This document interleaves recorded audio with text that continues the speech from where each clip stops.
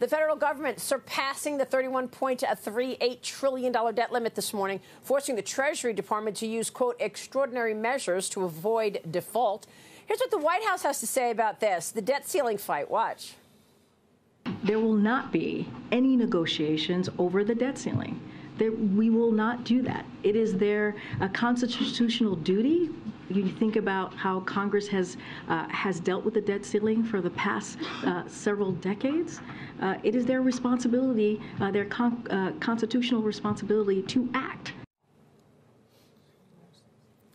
Joining me right now here from the World Economic Forum in Davos is Florida Congresswoman Maria Salazar Werner. Great to see you, Congresswoman. Thank you. Wonderful to see you in person. For being here. Sure. And you're here from Washington. You got a pretty good group of D.C. lawmakers here. What are you trying to achieve by being here? Well, in particular, I'm trying to achieve to tell everyone that America is still leading and not following. Well, I mean, that we have the American exceptionalism and that we're going to defend them, the Europeans, from becoming another Ukraine, because that is the #1 interest in that. Can we still lead with $31.4 trillion in debt, this reckless spending, borrowing $5 trillion just in the last 2 years? Wonderful, wonderful question. Of course we cannot. We need to be energy independent. We need to lower inflation. Right now, 40% of the American family is in trouble. They don't save. So my idea, and you just gave me the opportunity to talk about, is that we need to reform immigration. Yeah. If we reform and we have a solid immigration overhaul, we're going to be able to make the economy grow. We're going to be able to seal the border. And if you want to talk about it, I would love to explain to you what I'm putting forth. Well, why hasn't it happened yet? 5 million plus illegal migrants crossing into America on Joe Biden's watch, 1 million others getting away. We don't know their intentions. They evaded apprehension. Deadly fentanyl killing American citizens. Where's the policy? No, there's none. And I want everyone to understand that the Biden administration or the Democratic Party does not have or does not dare to introduce in Congress an immigration reform, overhauling everything, the legal and the legal immigration. Well, Senator Joe Manchin was sitting in that seat yesterday. Yes. He said there will be no immigration reform until we secure the border. And we are. And the Dignity Act, which is the bill that I introduced and I'm going to reintroduce, has the strongest, listen to me well, has the strongest border security measures in the history of Congress.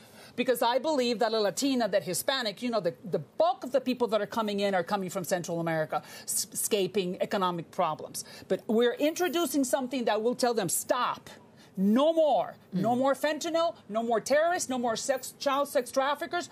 But then, once we seal that with all the technology out there, that it's available, all right? Anything, then we do two things. We reform our legal immigration so we can allow those people that want to come in and help the economy. And then we look back and then we give dignity to those who, not citizenship, dignity to those who are helping the American economy. It's absolutely disgusting that the drug cartels are running the entree into America. Yes. They are taking home billions of dollars. It's our fault. Yeah, that's right. It's our fault. They're running it. They're deciding who comes in and who doesn't and at what price. Oh, yeah. They're making billions of dollars a week. Well, but someone has to put an end to that, right? And what can that be? Technology. Can you do it in being now in the majority in the House? Well, I am going to definitely introduce legislation, bipartisanship, because this is the way America works, with bipartisan proposals. So I am going to do that, and I certainly hope that my party will understand. Yeah. We are not going to grow as a country if we do not have the hands.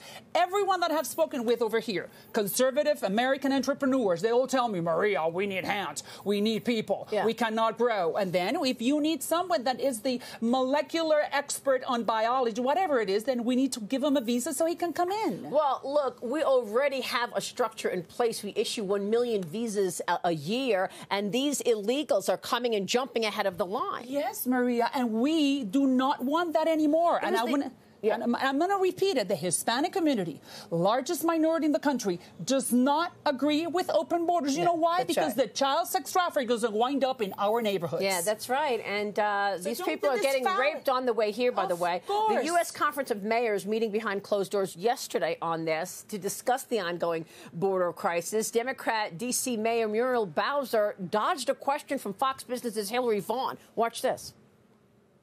Do you think the president has done a good job so far handling the crisis at the border? I think that everybody has to work harder, and it's not the mayor's job to change immigration policies, but it is our job to deal with it when it's at our door. And so we call on everybody, and from the Congress to the president, to make sure that we have a national immigration policy that's fair, predictable, and that works for our country.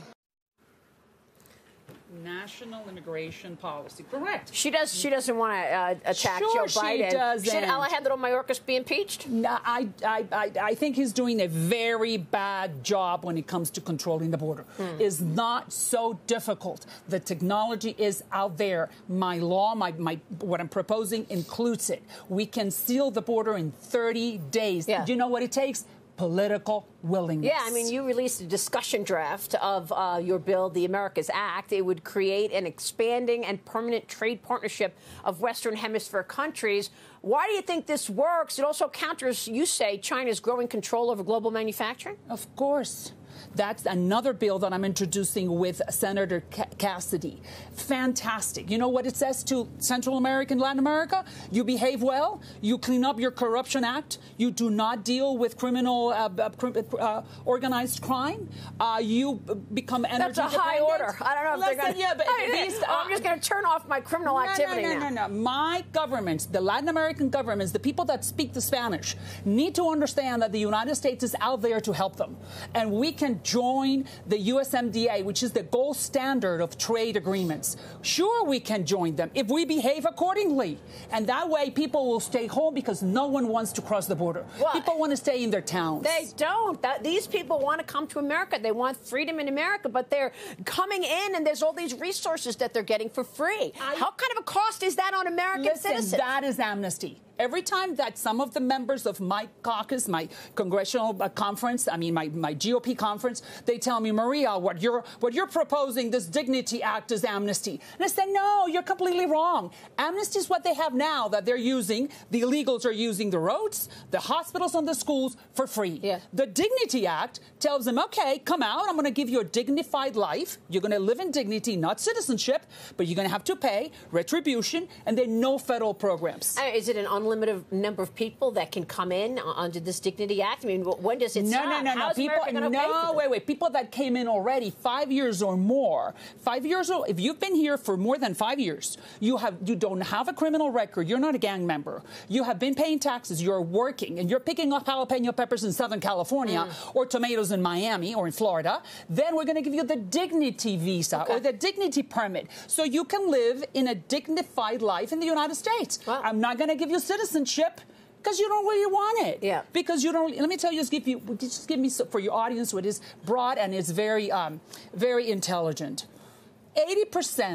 70% of those people who Ronald Reagan gave the path to citizenship chose not to pick it.